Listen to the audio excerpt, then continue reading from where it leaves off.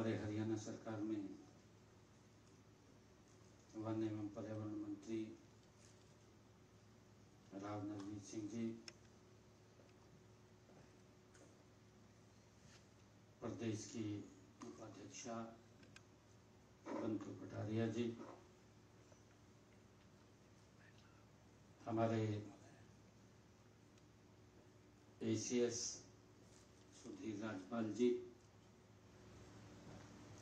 हमारे chairman pollution control board Vineet Garg ji, ADGP IPS Hardeep Doon ji, director IGST miss Jerin Osho ji, उपस्थित सभी महानुभाव, सबसे पहले मैं आज जो हरियाणा ने एक इंसेंटिव लिया है, पूरे देश में अग्रणी भूमिका पर्यावरण को लेकर के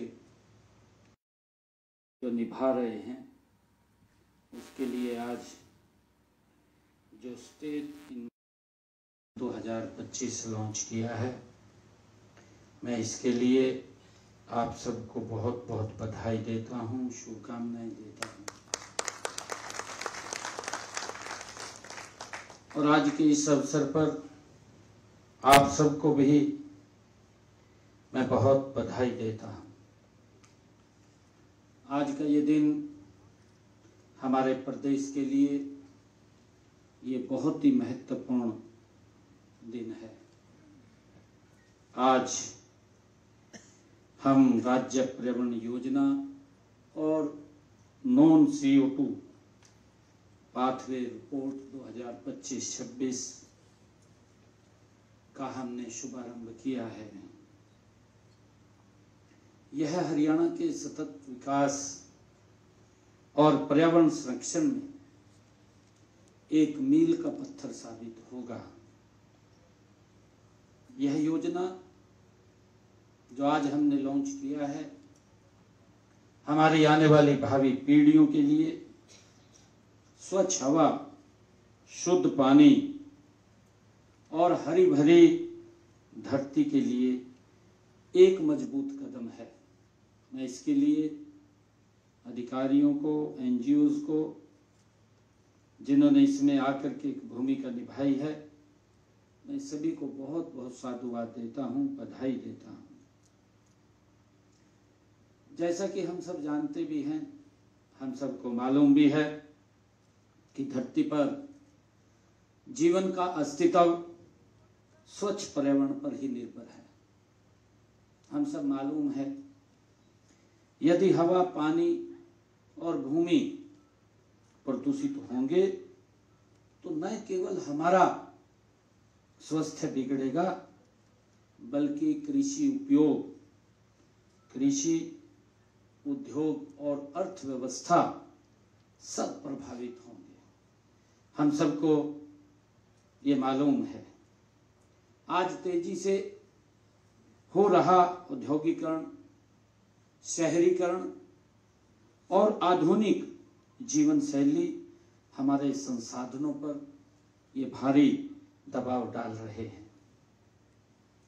बिना उपचारित सीवरेज और औद्योगिक अपशिष्ट खनन से निकलने वाला मलबा, हम सब जानते हैं, तेल का रिसाव, चाहे घरेलू कचरे का सही निपटान न होना, यदि ये सब हमारे जल, वायु, मिट्टी को प्रदूषित कर रहे हैं, इन समस्याओं से निपटने के लिए हमने विशेषज्ञों से और हमारे जो पर्यावरणविद हैं, उनके साथ मिलकर एक व्यापक और दूरदर्शी योजना वो बनाई है और जिसे आज हमने लागू किया है।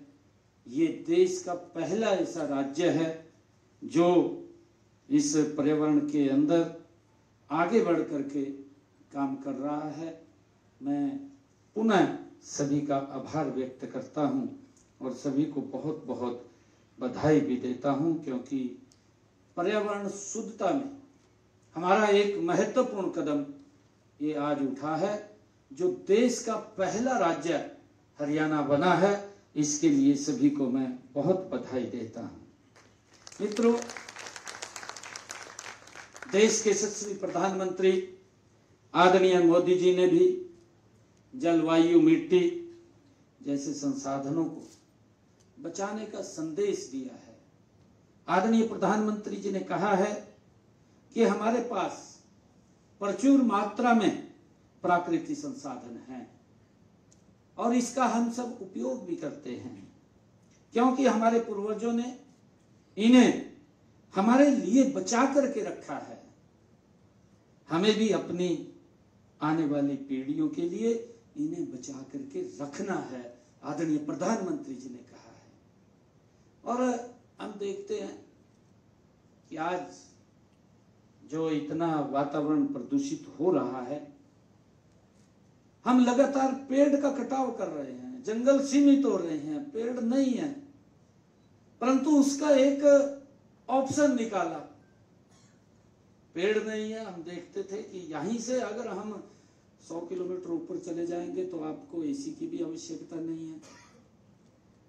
अगर 100 किलोमीटर ऊपर से नीचे आ रहे हैं तो बिना एसी के आप रह नहीं पाएंगे, और अगर आप यहां से 100 किलोमीटर और आगे चले जाएंगे तो और स्थिति हमारी खराब हो जाएगी। ये किस प्रकार का हमने असंतुलन खड़ा किया है, इसका जिम्मेवार कोई और भी नहीं है। प्रकृति के साथ कहीं ना कहीं छेड़छाड़ उसको किया है और उसके दुष्परिणाम हम सबको भुगतने पड़ रहे हैं। अगर हम देखें कि एसी चल रहा है, अंदर का मौसम तो ठीक है, परंतु बाहर का मौसम अगर आप देखेंगे कितना दूषित होता है, कितना गर्म होता है। हमने उसके ऊपर भी विचार करना चाहिए, उसके ऊपर भी सोचना चाहिए। आदरणीय प्रधानमंत्री जी ने जो बात कही है, जो उन्होंने एक मार्ग दिया है प्रदेश का विकास, हम मिलकर के उनके मार्गदर्शन में लगातार 3 गुना गति से हमारी सरकार कर रही है।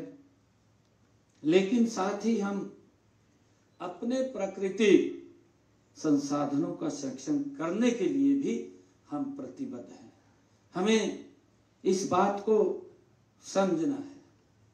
मित्रों, आज हरियाणा के शहरों में हम सब देखते हैं, जानते भी हैं, आज हर रोज 5600 टन ठोस कचरा पैदा होता है।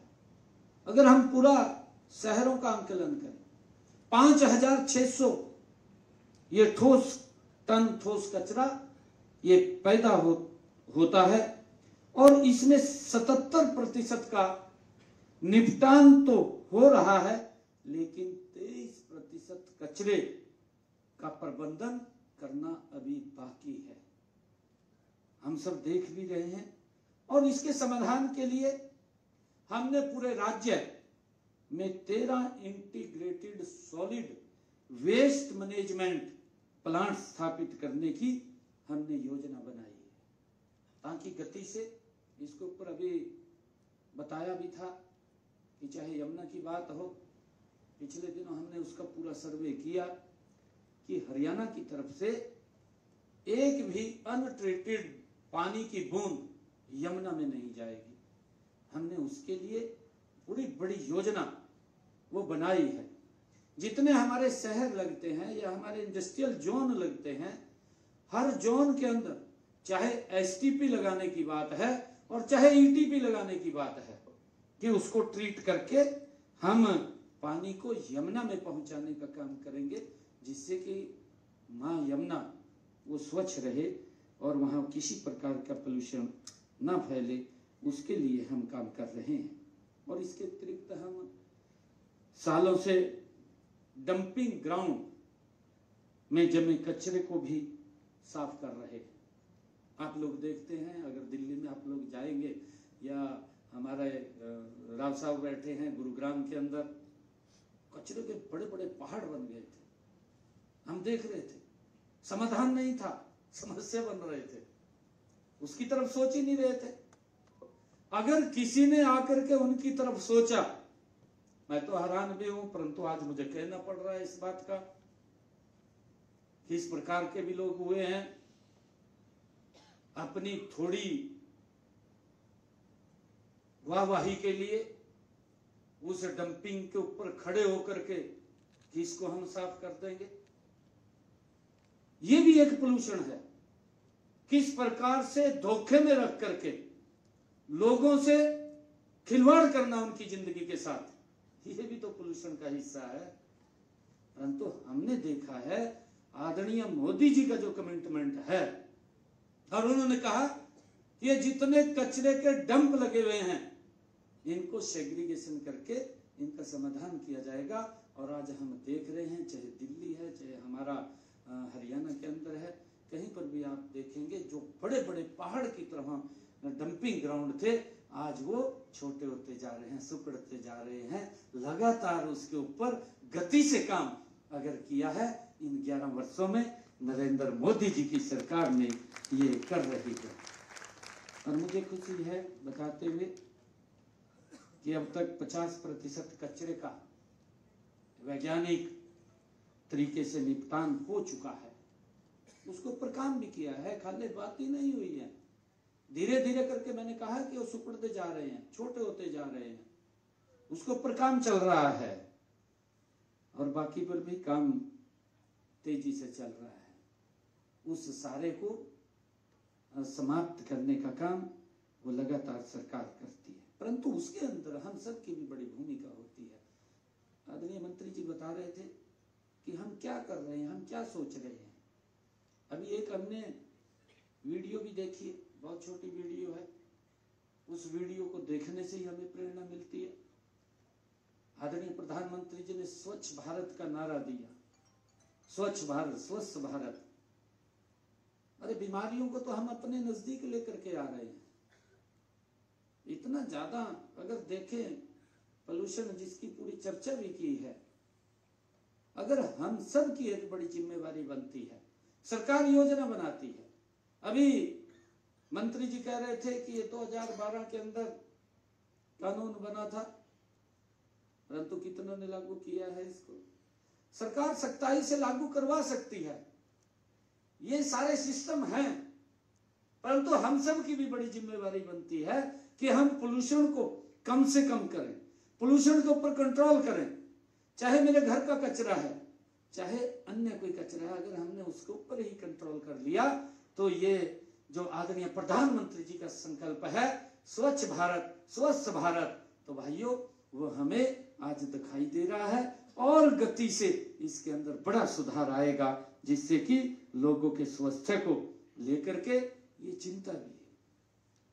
अगर हम देखें किसी भी क्षेत्र के अंदर, अगर हम देखें पोल्यूशन लगातार, चाहे इंडस्ट्री बढ़ रही है, इंडस्ट्री इतनी बढ़ रही है कि हम विकसित भारत की तरफ बढ़ रहे हैं, परंतु हम सब की बड़ी जिम्मेवारी है, जब विकसित भारत बढ़ रहा है तो हम उसके साइड इफेक्ट, जो पोल्यूशन के इफेक्ट हैं, उसकी तरफ भी हमने उतनी गति से सोचने की आवश्यकता है कि ये पोल्यूशन ना हो, इसका समाधान क्या हो।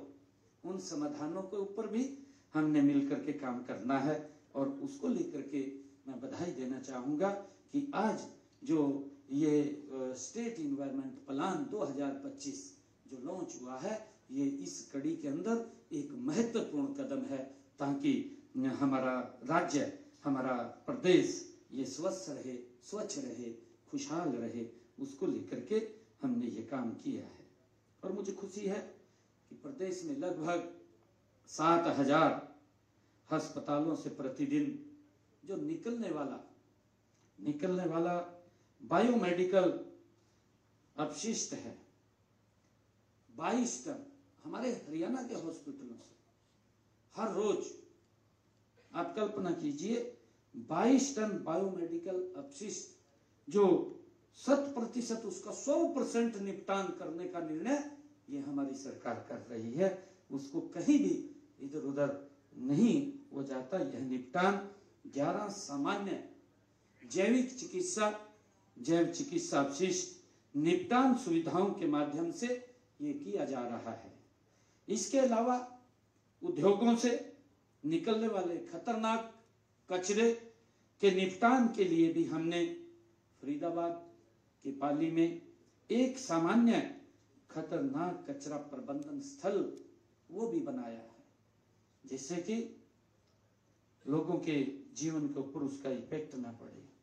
यह सुविधा पूरे राज्य से आने वाले खतरनाक कचरे के सुरक्षित निपटान की ये गारंटी देता है। और ताकि हमारी सोच भी है कि अगर स्वच्छता होगी व्यक्ति स्वस्थ रहेगा, और व्यक्ति स्वस्थ रहेगा विकास की गति बढ़ जाएगी। मित्रों, हम सब जानते हैं अभी कोरोना का समय था, कोरोना के समय के अंदर क्या हालात हुए हैं, किस प्रकार की स्थिति पैदा हुई है। एक हष्ट-पुष्ट व्यक्ति भी अगर उसको बीमारी घेर लेती है तो कितना ही गति से काम करने वाला व्यक्ति है उसकी गति को ब्रेक लगा देता है, ये हम सब जानते हैं। परंतु जब वातावरण स्वस्थ होगा, हम स्वस्थ होंगे तो विकास की गति भी बढ़ेगी। साथियों, आज के समय में हम इलेक्ट्रॉनिक कचरा उसके बारे में भी हम सब जानते हैं। हमारे सामने एक बड़ी चुनौती है इलेक्ट्रॉनिक कचरा। इलेक्ट्रॉनिक कचरा, हमारा ये पंखा लग रहा है, खराब हो जाता है, हमने सोचा है कि ये कहाँ जाएगा। हमारा एसी है, खराब हो गया है, या वो लाइक ही यहाँ चलने के लिए, वो कहाँ जाएगा। हमारे अन्य बहुत सारे ऐसे सामान हैं, अगर वो खराब हो जाते हैं तो उनका कहाँ पर निस्तारण होगा, वो कहाँ पर जाएंगे। भाइयों, इसके लिए भी ये हम सब के लिए एक बड़ी चुनौती है, और इससे निपटने के लिए प्रदेश में 42 हमने ई वेस्ट रिसाइकल काम कर रहे हैं।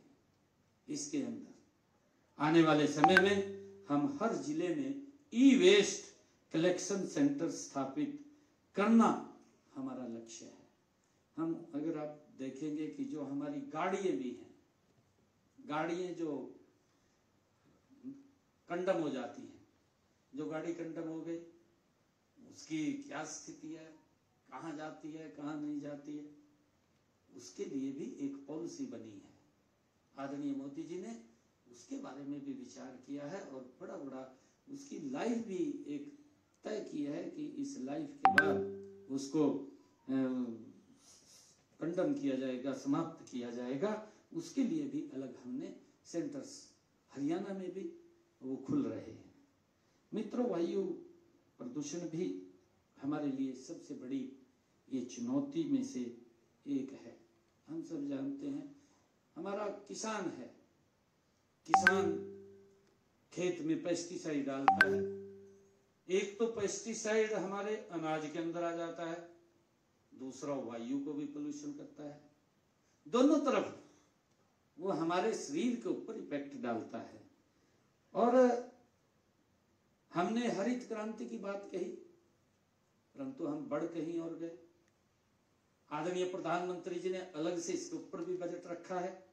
हम सब जानते हैं प्राकृतिक खेती, क्या प्राकृतिक खेती करिए ताकि हमारा जो पेस्टिसाइड अनाज के अंदर जाता है उसका इम्पैक्ट हमारे शरीर के ऊपर पड़ता है। हम देखते हैं हमारे हरियाणा के अंदर ही है, क्योंकि हमारी जब मैं बहुत छोटा था मैं देखता था अनाज मंडी के अंदर जब अनाज लेकर के जाते थे, मेरे ख्याल से जो हमारे वहां श्रमिक थे 1 क्विंटल की बोरी को वो उठा करके गाड़ी के ऊपर चले जाते थे, और आज वो घट करके मात्र मेरे ख्याल 35 किलो की रह गई है। कितना उसका वजन घटा, ये विचार करने की बात है, ये कोई वैसा विषय नहीं है। उस 35 किलो की बोरी को उठा करके भी हम ऊपर नहीं जा सकते। आज वो स्थिति आ गई है मानवता के सामने, क्योंकि हमारे पास संसाधन इस प्रकार के आ गए हैं, जिसका मैं जिक्र कर रहा था कि हमने पेड़ तो काट दिए हैं, पेड़ काट दिए, उसका हमने एक समाधान खोज लिया कि एसी लगवा लेंगे। भाई वो इम्पैक्ट पड़ रहा है उसका बहुत ज्यादा। हमारे शरीर के ऊपर कितना इम्पैक्ट उसका पड़ रहा है। हमें पौधे लगाने की आवश्यकता है। आज आदरणीय प्रधानमंत्री जी ने एक पेड़ मां के नाम इसका शुभारंभ किया है। हम सब की जिम्मेवारी है कि इस वातावरण का संतुलन बना करके रखें। आज अगर हम देखते हैं, जब वातावरण के इस वायुमंडल के अंदर अगर असंतुलन हुआ है तो उस असंतुलन के कारण ही तो हम देख रहे हैं, पता ही नहीं लगता, बादल का बादल गिर जाता है, फट जाता है। कितने गांव तबाह हो गए आपके सामने। उस गांव के गांव चले गए, उसको भागने का भी समय नहीं दिया कि भाग तो जाए, घर से निकल करके वो भी समय नहीं दिया। ये हमारी प्रकृति का संतुलन है जो बिगड़ गया है, और बिगड़ा है तो उसका कहीं ना कहीं हमारे ऊपर इम्पैक्ट पड़ रहा है। हमें उसको विचार करने की आवश्यकता है, हमें सोचने की आवश्यकता है कि हम उसको कैसे दोबारा उसका संतुलन बना करके रखें।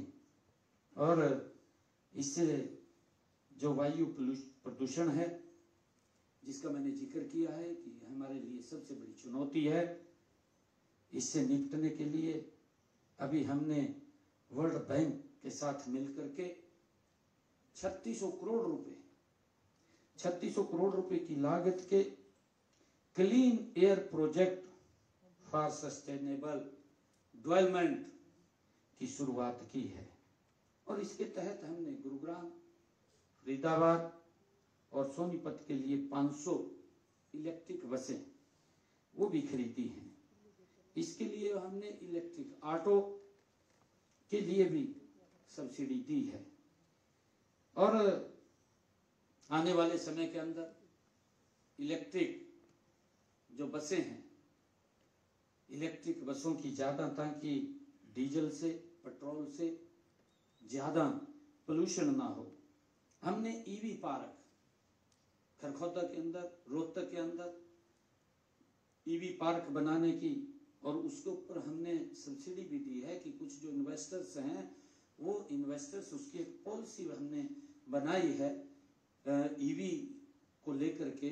हमारे जो इलेक्ट्रिक व्हीकल हैं उसको लेकर के हमने एक पॉलिसी भी बनाई है ताकि इन्वेस्टर्स आए और ज्यादा हमारे वाहन ये इलेक्ट्रिक हों, चाहे वो कार है, चाहे हमारी बसें हैं, चल रही हैं बसें, और चाहे हमारी गाड़ी है, वो भी हम देख रहे हैं, वो भी इससे चल रही हैं। और अभी हमने एक बड़ी फैक्ट्री का भी अभी उद्घाटन किया है। आदरणीय मंत्री जी वहां गए थे, हमारे केंद्रीय मंत्री उसमें आए थे, जो हरियाणा की बड़ी ATL फैक्ट्री, जिसके अंदर लिथियम बैटरी वो बन रही है और बड़ी मात्रा के अंदर वहां पर वो बनेगी। ये हमारा, क्योंकि जब हम कोई समस्या हमारे सामने चुनौती बनती है तो उसके समाधान के लिए भी हम सब बैठ करके उस पर विचार करते हैं। और हमने कि 105 ऐसी बसें जो दिसंबर 2025 तक इस बेड़े के अंदर और जुड़ जाएंगी। हमें लगातार जो भी कंपनी इलेक्ट्रिक बसें बनाती है उनको हम इसमें जोड़ते हैं, और इलेक्ट्रिक वाहनों के लिए पूरे राज्य में 370 से अधिक ईवी चार्जिंग स्टेशन भी स्थापित करने का हमने निर्णय किया है। और हाई डेंसिटी के ये ई चार्जिंग जो चार्जिंग है वो लगेंगे, ताकि व्यक्ति को ज़्यादा लंबा इंतजार ना करना पड़े, और कहीं अगर चार्ज करना है तो आधे घंटे के अंदर वो अपनी गाड़ी की बैटरी को रिचार्ज करके दोबारा फिर अपने गंतव्य की तरफ बढ़ सकता है, उसको लंबा इंतजार नहीं करना पड़ेगा। मित्रों, आप सब जानते हैं कि वायु पोल्यूशन का एक बड़ा जो कारण है वो पराली जलाना भी रहा है, और हमने उसके ऊपर हरियाणा में बड़ा काम किया है। और जब हमने काम किया है, हमने किसानों को जागरूक किया है। जब हमारे मंत्री जी बात कर रहे थे कि हमारे जो NGOs हैं, हमारी अन्य संस्थाएं हैं, जो लोगों को जागरूक करें, लोगों को बताएं। सरकार अपने तरीके से काम करती है, परंतु जब हम जागरूक करेंगे तो लोग उस बात को समझते हैं, फिर उसके ऊपर चलते भी हैं। हमने हरियाणा के अंदर एक इंसेंटिव भी दिया कि कोई पराली नहीं जलाएगा, पराली नहीं जलाएगा तो उसके ना जलाने के ही एवज में 1000 रुपए प्रति एकड़ हम उसको देंगे। अब हमने उसको बढ़ा भी दिया, हमने 1200 रुपए एकड़ कर दिया अभी इसी बजट में किया है, ताकि किसान अपने खेत की पराली ना जलाए। और उसकी एवज में हमने खड़ा किया है बिजली संयंत्र लगाने का काम भी किया है। कई जिलों में लग गए अभी, और लगातार कई जिलों में अभी लगने वाले हैं, ताकि किसान को वो अपने खेत की पराली हो, गन्ने की पाती हो या गेहूं के फाने हो, कोई भी उसका वेस्ट मटेरियल हो, वो उसको जलाए ना, वो उसको काट करके उसके लिए हमने चाहे बेलर है चाहे रीपर्स हैं, उसके ऊपर भी सब्सिडी देने का काम किसान को किया है, ताकि वो उसको काट करके उस इंडस्ट्री के अंदर जो बिजली से अंतर लगा है उसके अंदर जाकर के उसको बेच सके। सरकार भी इंसेंटिव दे रही है, उसका भी इनकम का साधन खड़ा किया है, ताकि उसको ये जलाने की नौबत ना आए। और उसका क्योंकि जब जागरूक किया है तो हमारे किसानों ने भी उसका पॉजिटिव लिया है, और पॉजिटिव लिया है तो उसके पॉजिटिव परिणाम आए हैं। पॉजिटिव परिणाम ये आए हैं कि माननीय सुप्रीम कोर्ट ने अपने एक आदेश के अंदर हमारे पड़ोसी राज्य को स्पष्ट रूप से एक बात कही है कि आप पराली प्रबंधन के रूप में अगर आपने कुछ सीखना है तो हरियाणा से सीखिए। ये बात माननीय सुप्रीम कोर्ट ने अपने आदेश के अंदर की, क्योंकि उसकी व्यवस्था खड़ी की है। व्यवस्था खड़ी की है तो हमारे किसानों ने ऑन किया है। तो ये पराली प्रबंधन को लेकर के भी हमने उसके ऊपर काम किया है, उनको जागरूक किया है।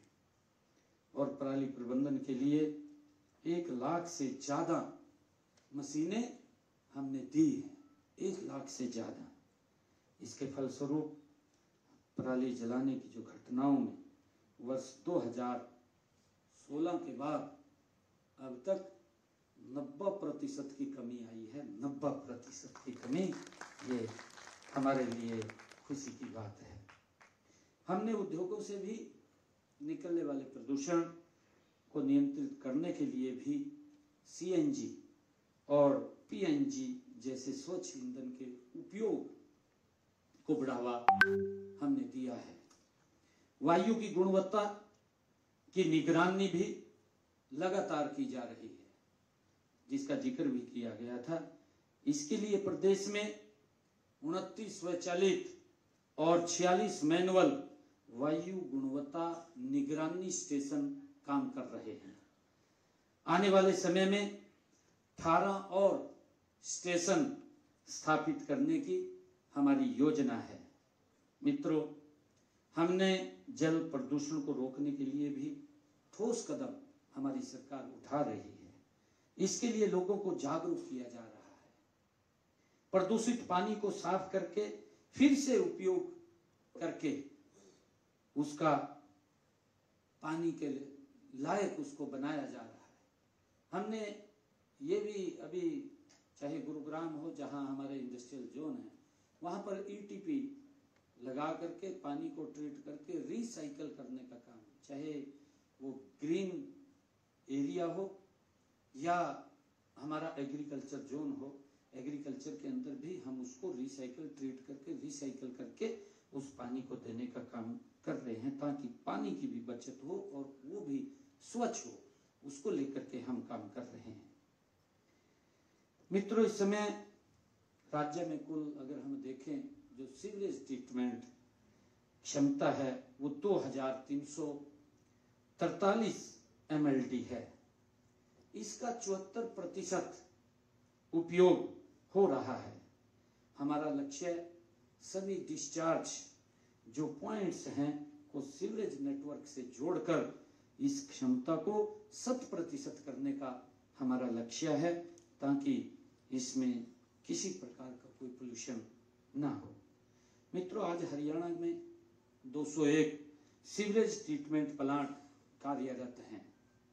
इन प्लांट्स से निकलने वाले शोषित पानी का जो शोधित पानी है, उस शोधित पानी का अधिकतम उपयोग किया जा रहा है।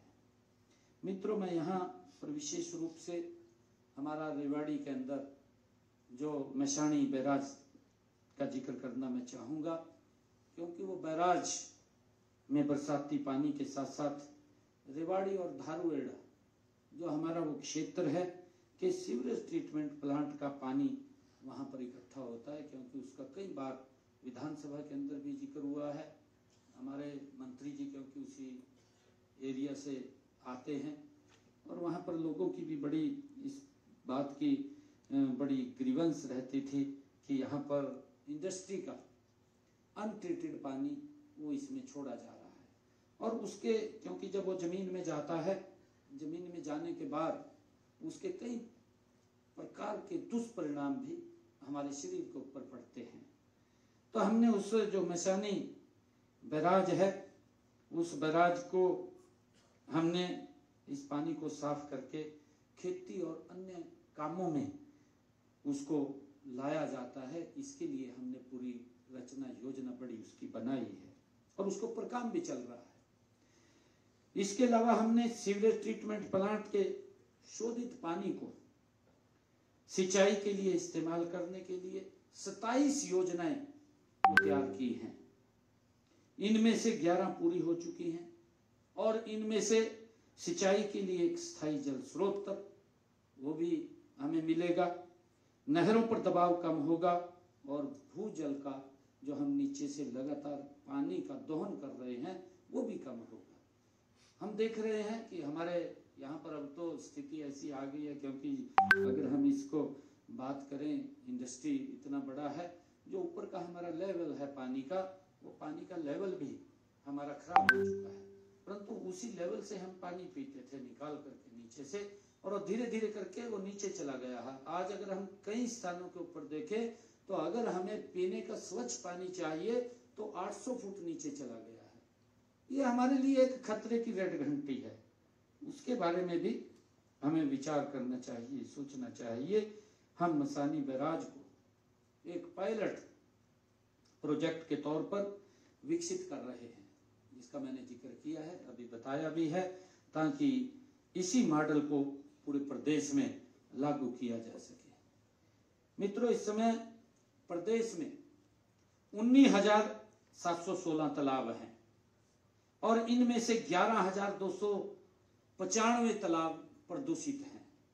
गांव के अंदर जिसका जिक्र किया है कि प्लास्टिक, सिंगल यूज प्लास्टिक, हम उसका यूज तो करते हैं, यूज करके उसको वहीं नाली में गिर देते हैं, नाली से बहा करके तालाब में चला जाता है, वो कहीं किसी ड्रेन में चला जाता है, ड्रेन से किसी वो नहर में चला जाता है, नहर से जाकर के वो घूम करके समुद्र में चला जाता है। और समुद्र की स्थिति भी अगर आप लोग देखेंगे कि आज क्या भयानक हो गई है। ये कहीं ना कहीं जो प्लास्टिक है, जिसका जिक्र भी किया है कि ये 400 साल तक समाप्त नहीं होती। जब ये 400 साल तक समाप्त नहीं होती मंत्री जी, तो देखा किसने? पता नहीं कब तक पड़ी रहेगी, इसको तो देखा नहीं, पीढ़ियां ही चली जाती हैं। हमें इसके ऊपर गंभीरता से विचार करने की आवश्यकता है।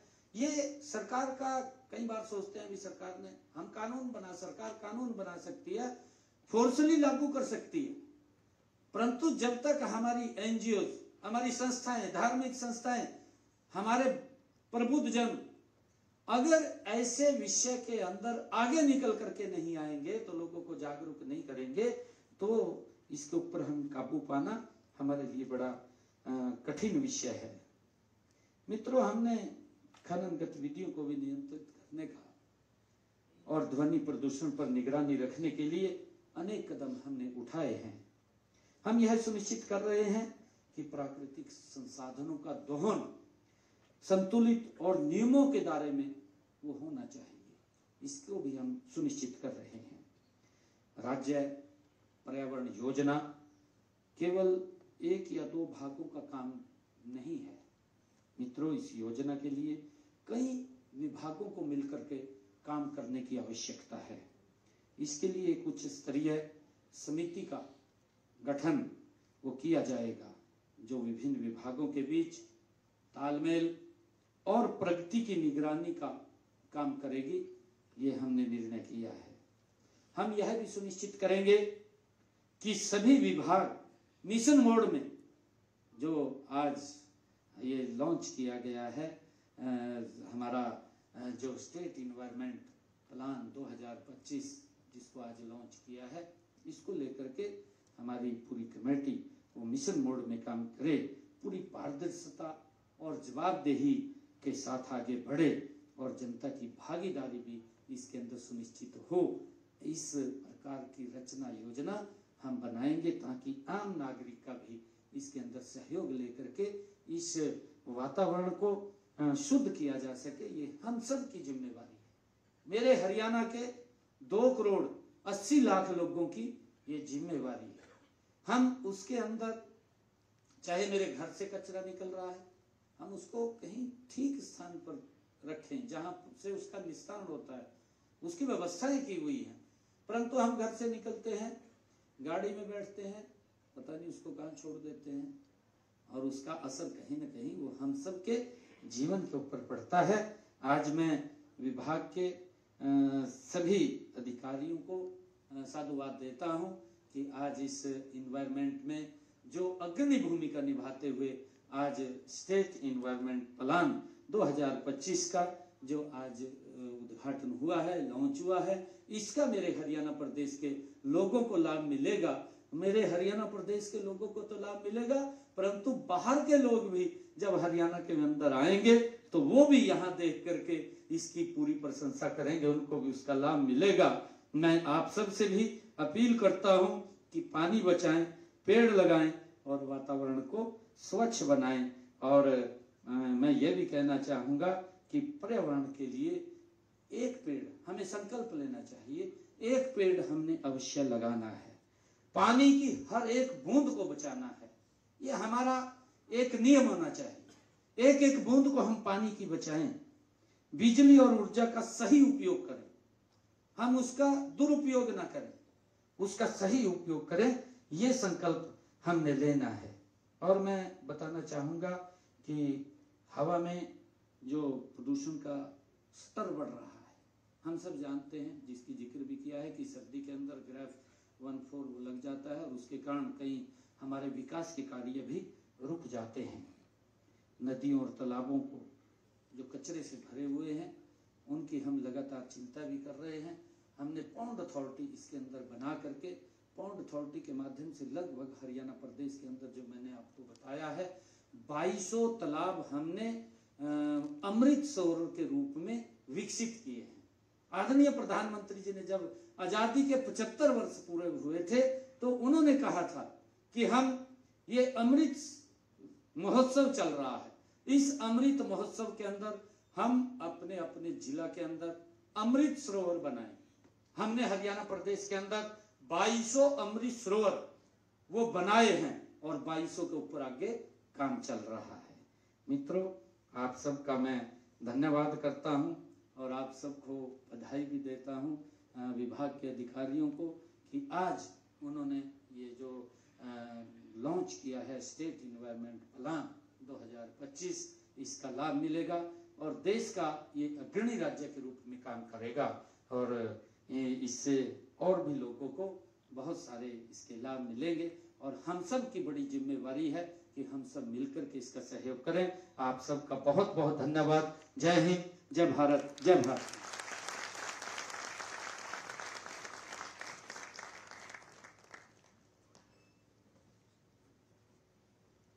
बहुत बहुत आभार मुख्यमंत्री महोदय आपका। आपके उद्बोधन के माध्यम से जो संदेश आपने हम सबको दिया है, जाहिर सी बात है वो तो